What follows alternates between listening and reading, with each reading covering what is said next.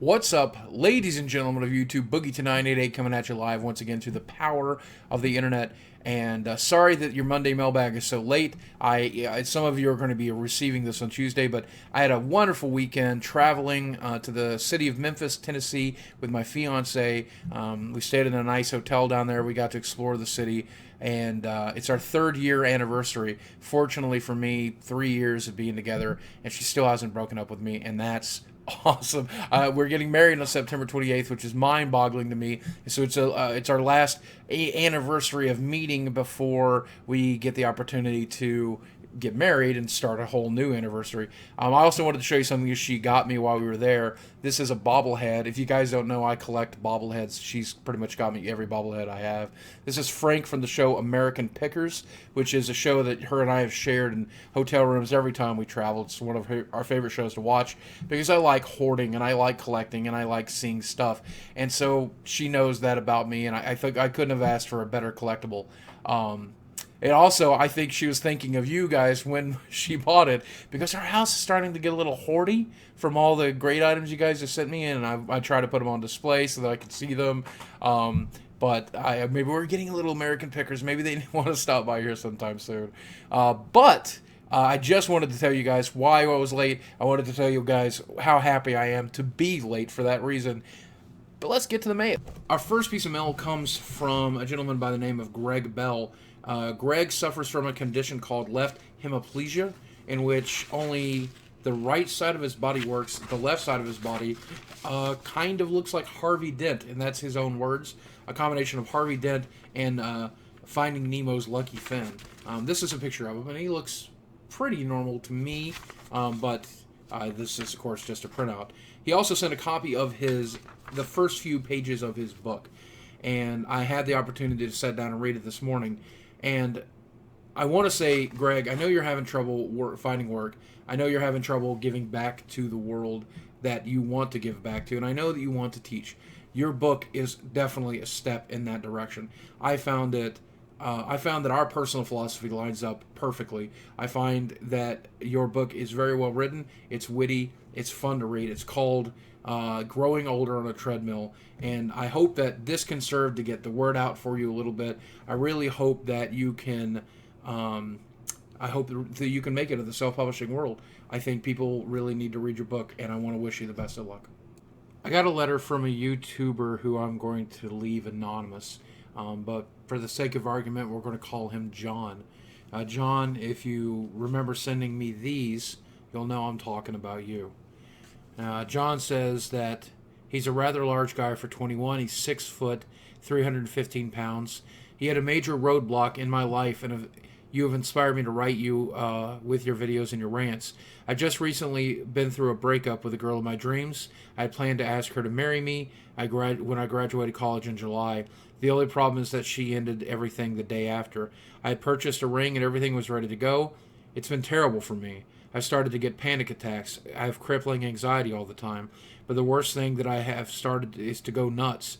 I have begun to hear voices. They all tell me I will never amount to anything, and it's because I'm a large guy and impersonable that she left me.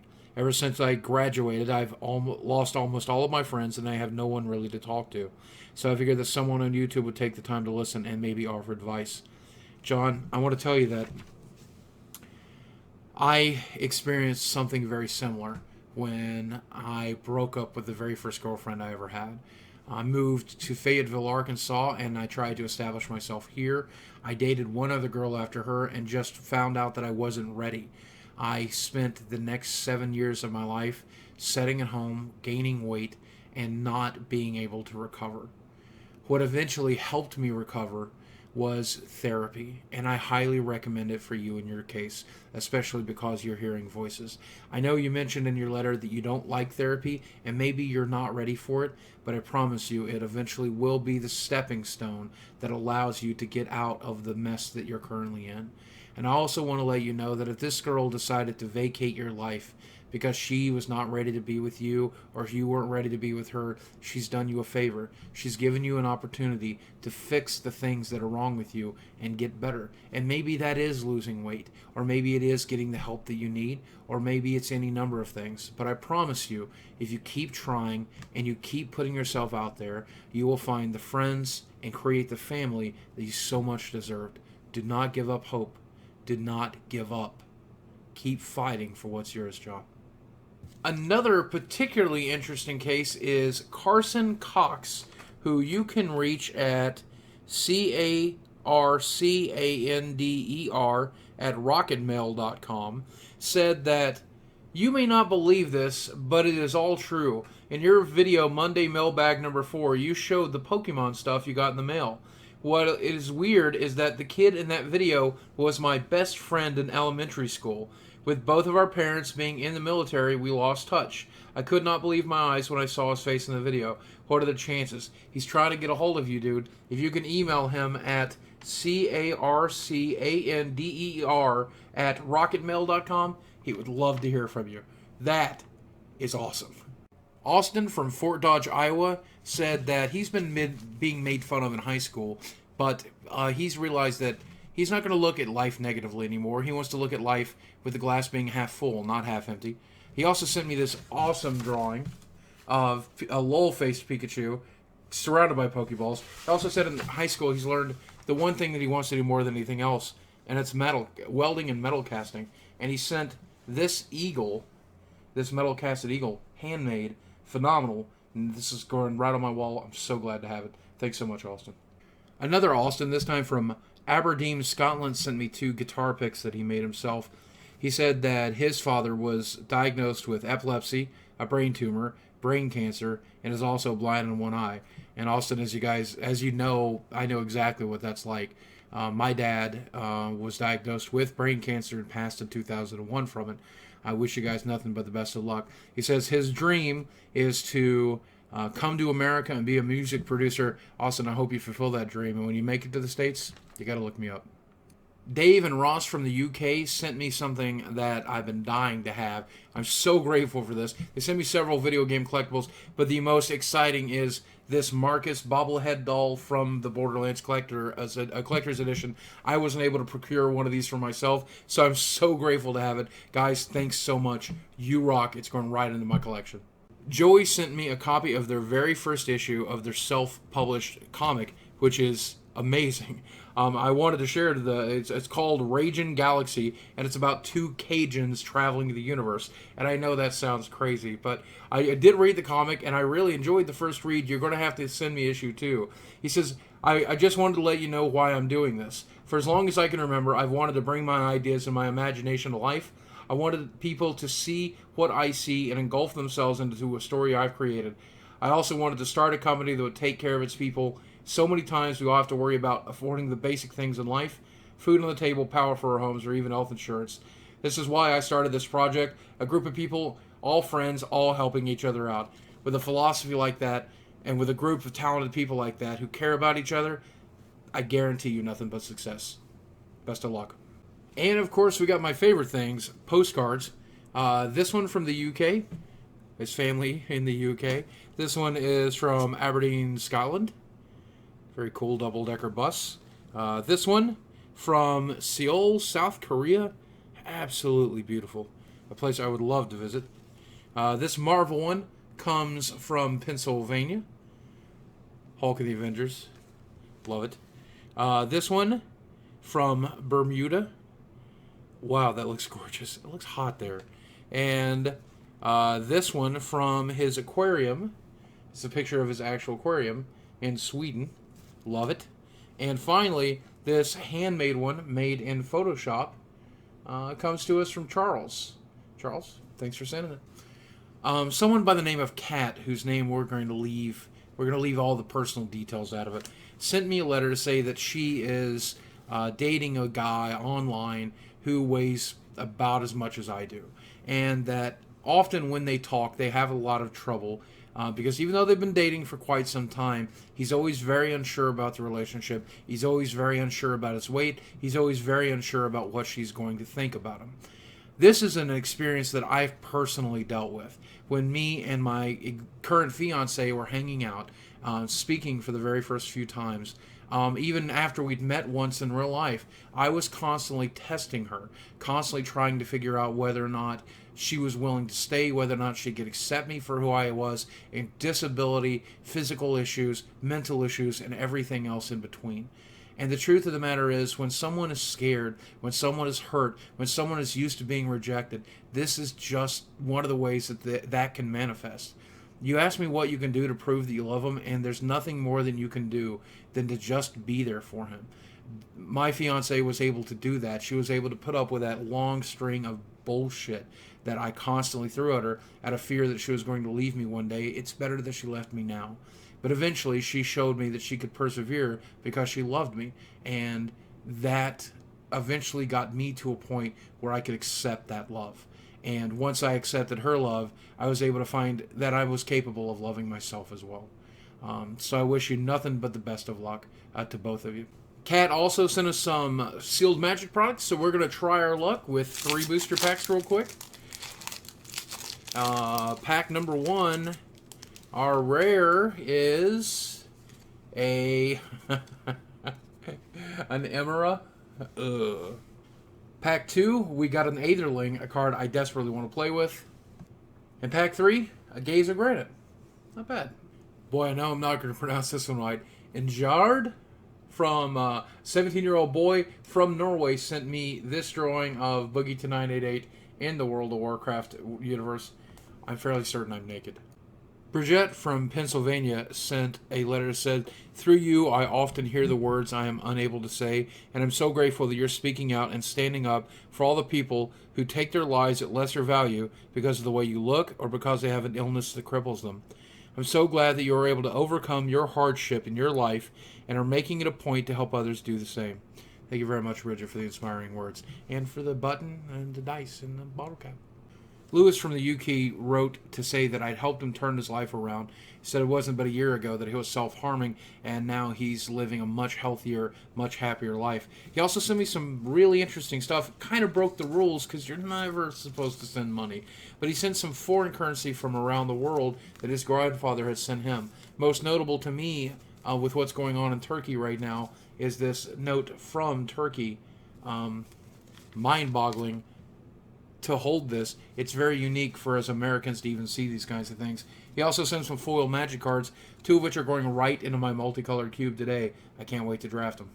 Gerald McLean from Wellsburg, West Virginia, not too far from where I grew up in the southwestern part of Virginia, sent me these firefighter patches from the local area. He said, "With these, I have become an honorary firefighter with the Franklin Community VFD. Well, dude, you are doing some very underappreciated work. You know, ever since I watched Dennis Leary's wonderful show, Rescue Me, I've had a fascination with firefighters. I'm so grateful that you do what you do. So grateful that you send me these patches. I promise you I'll keep them as part of my collection forever."